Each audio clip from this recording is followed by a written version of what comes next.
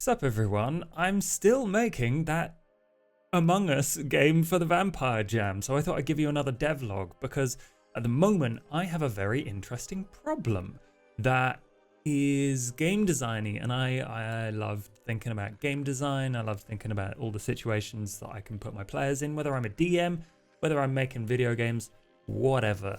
Not in real life because that would be horrible, but I have gotten really far. And the problem that I'm having right now, or the challenge, let's call it that, is that we've got a lot in this game, and let's do some basic maths and go through the game, because depending on who you talk to, you will learn different things about the character you're talking to and other characters, because you proceed by selecting someone to interview. Essentially, these are the very simple steps. You select one person to interview. Then you have to go off with one of the NPCs alone. And this is spoilers. If people don't want to be spoiled, then I guess don't listen to this. But the next thing that happens is you go off alone with another character, and you get to interview them. So the interviews are basically the same whether you do it first or second. But the important thing is, if you're alone with a person and they are the imposter, they will kill you, and that's that's just straight up game over. The interesting other thing though is that if it's not the imposter that you go with, the imposter takes the opportunity to murder one of the other NPCs, and it will be random. It could be literally any other character aside from obviously the character you're with and the character that is the imposter. They can't kill themselves. That would be a terrible idea. However, we have a grand total of 5 NPCs. There's always going to be 5. It's Jean, Nanette, Sophia, Alex, and Lionel. All of these characters have interesting history that you can talk to them about, but you know, one dies and you get back from this walk alone with someone where you have I try and make it pretty obvious that, like, you're alone with this person. If they kill you, no one will know. That sort of thing, like flagging that this is a dangerous situation, that you might want to not pick the person you suspect to be the imposter, which at that point is, you know, pretty limited. But we go, the other kindred will be more helpful. Who could have killed this ghoul? I look at the scribbles. I invent an NPC called the guest book, and he is like a sexy man that people scribble their names on. One of these bastards did it. Let's go there. Okay, so see if I can move this over here. There we go. Okay. And at this point, I talk to a person. Let's go for Jean. The choices aren't fully fleshed out. Someone here is a traitor. A traitor to the city. Tell me who it was. Jean doesn't know. Okay, now you go on a walk. Is there a dark mode? Someone said there was a dark mode. This would make view. Theme? Dark. Oh my god, okay, that's going to make everyone's life so much easier. There you go, enjoy dark mode. Yeah, then you go on a walk with someone alone. Let's say it's Nanette. Wait, hang on. Are there 5 options there? There was. Okay, yes. Nanette. You go to talk, and who does Nanette suspect? You have a talk. Right, here we go. Nanette denies that she is connected with the enemy. There are 4 vampires left. Jean is missing. Jean got murdered by the imposter. So that rules out Nanette and Jean, because Jean is dead and Nanette was out with you while you were talking. And I should probably change this from you get back and in one piece GG, but you know, placeholder. Right. Once you get back, you can then ask the prince to kill one of the 4 remaining characters. And at this point, we've gone from 5 characters to 4 because of the imposter murder. you can kill a person. It could be anyone. Probably not a good idea to kill someone at this point because you don't quite have enough information. And I kind of wanted that. I wanted you to work off of imperfect information about who you may have heard things about, all of this. Prince nods, kill Alex, do it. Okay. Then, this is where the problem comes in, or the decision that I have to make. And I am very interested in this because it is partially mathematics, it is partially a good thing or a bad thing, depending on what I want this game to look like for most players. At this point, there are 3 characters left because you don't have to kill one, but the player will probably try and kill one character. It's like you have an opportunity to space the potential imposter. Why wouldn't you take it? So there's probably 3 characters left. And the final task before you find out who the imposter is to take 3 characters with you and perform a ritual to protect everyone. Now, the ritual fails if there is the imposter in those 3. Or, I mean, the player can sabotage the ritual, but that's an entirely other choice. The interesting thing is that the only option at this point for us is to select, potentially, unless we've already killed the imposter, select the imposter to be in there, which will 100% confirm or deny whether you have the imposter in your group.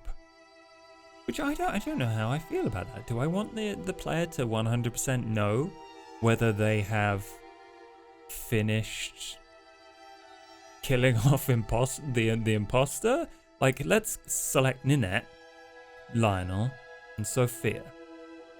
Our group splits up to find a victim. I collect the correct blood type. I do not disrupt the ritual. There is 2 options here, essentially. And I watch a flash of red burn between each 4 corners of the ritual. I see relief in everyone's eyes, so I think the sorcery worked. That confirms to me that by pure accident, I killed the imposter. Who did I get killed? I think I killed Alex. Yeah, I just randomly picked Alex out of the 4 remaining characters, which I think this game is too easy at this point. I want it to be a bit more tension filled. So I have a couple of parameters which I can twiddle to change the difficulty of this. I could reduce the amount of people in this ritual to 2 others. So, like, I guess including the player, it would be 3. So it can be like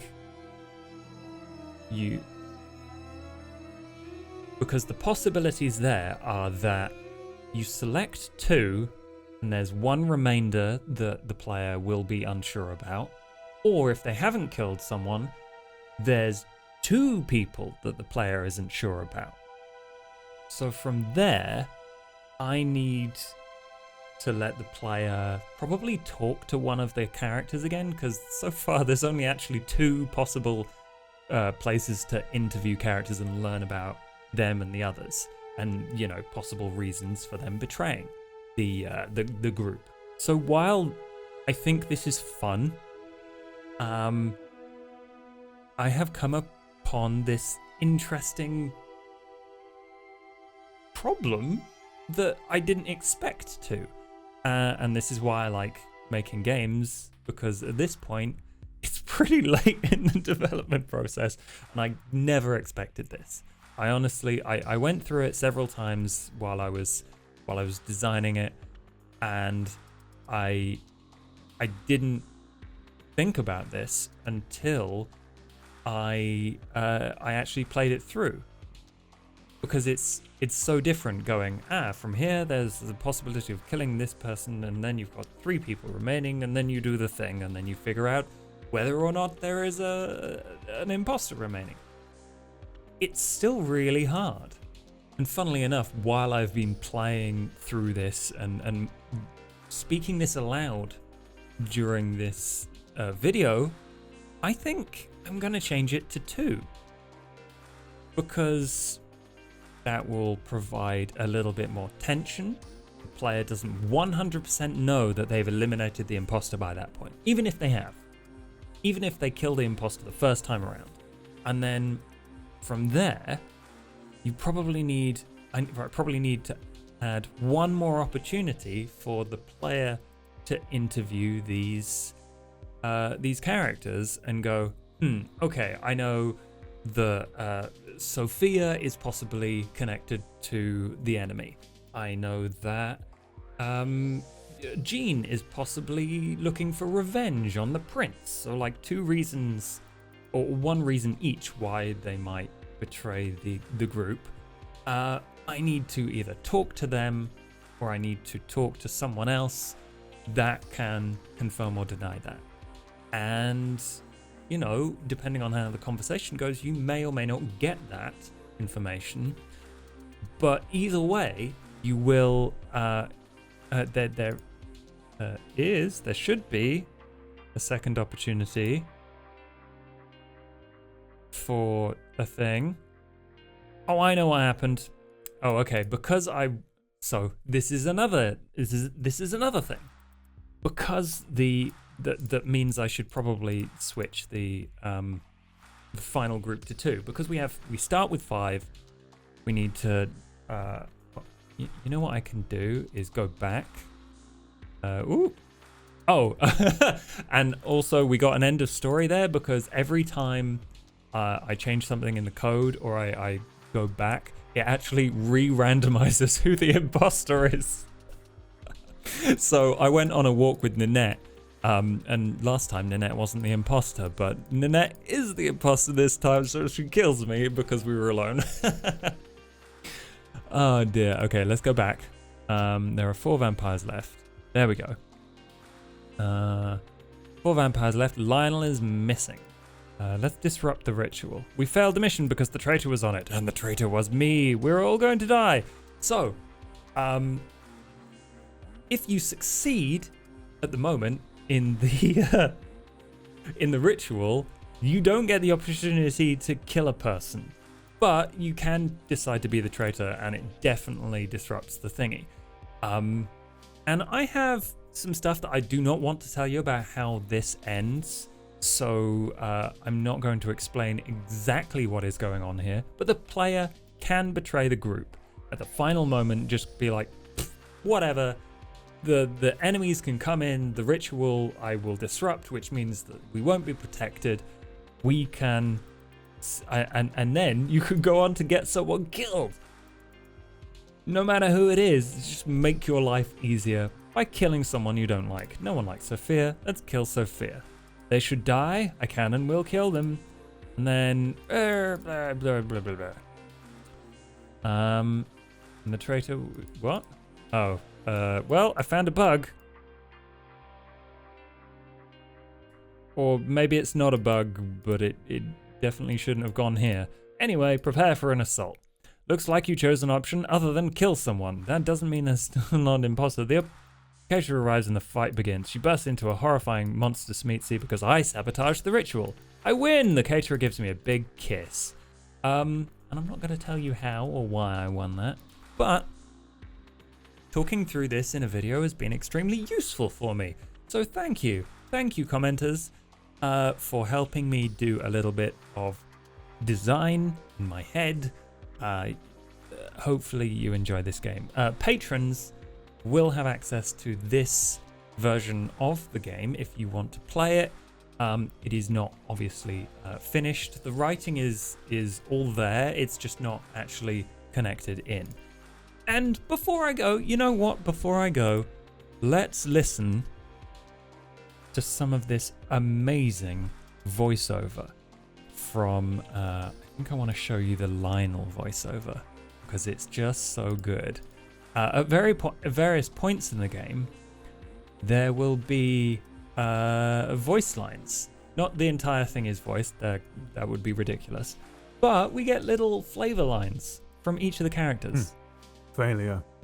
Hang on. I can't say I'm surprised. You will make an unworthy meal. Lionel's the traitor. You made this too easy for me. You played a poor game. Goodbye. Lionel's the traitor. DeGrell, listen to me. This won't solve your issues. Keeping me alive is your best chance at... He got executed. No. Get out of my mind. Stop. No. Be gone. You don't understand. Ugh. Got executed again. Well. Are you going to be useful to me? And that's what we hear when Lionel introduces himself. They all have an intro line, a couple of different death lines depending on context, and a couple of different killing the player lines depending on context, which I'm super excited to show you all. As I told you last time, this is not what the game will look like. It will look like a visual novel. So there will be character art, there will be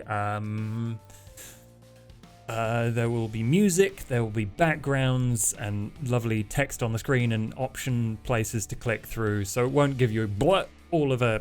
Let me show you. It won't give you like a big thick bunch of text. It will go. Oh, can I unselect this? No, damn it. Whoops.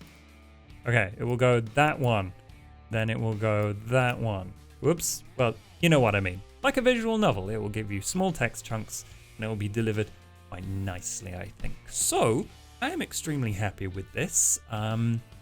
If you want to play it, like I say, patrons have access to this latest version of it through obviously the Patreon post that I will put in the description. Let me know what you think. Does it sound cool? Does it sound fun? Does it sound horrifying? I would love to know. It's probably too late to add any of your suggestions, but let me know what you think anyway.